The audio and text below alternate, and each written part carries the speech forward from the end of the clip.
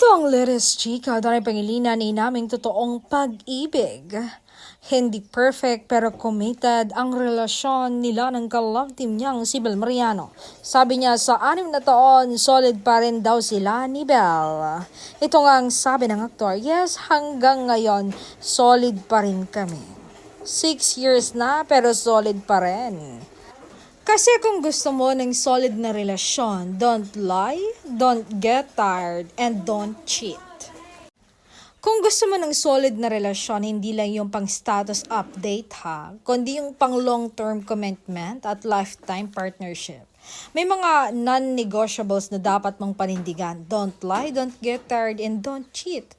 Una, don't lie. Honesty is the foundation of emotional security at relationship stability. Kapag nagsinungaling ka, kahit malit lang naglalagay ka na ng crack sa trust equity ninyo. At kapag nasira ang trust, mahirap na itong i-rebuild kahit gaano pa kaganda ang romantic gestures mo. Transparent communication is a premium investment sa isang healthy relationship. Walang hidden agenda, walang double life, pure integrity. Pangalawa, don't get tired. Hindi ibig sabihin nito na bawal mapagod. Natural ang burnout, especially sa real-life responsibilities, career, pressure, at personal growth journey. Pero huwag kang mapagod mag-effort. Huwag kang mapagod umunawa.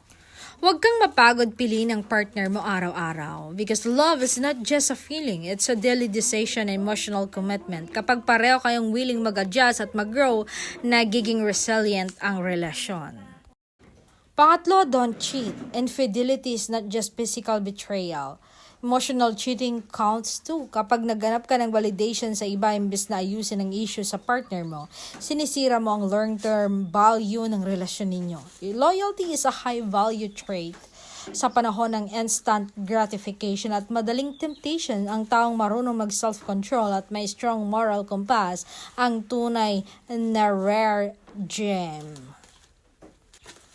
Ang totoo, ang solid na relasyon hindi nabubuo sa kilig lang o aesthetic couple goals. Nabubuo ito sa consistency, accountability, and mutual respect. It's about building a future, not just creating moments.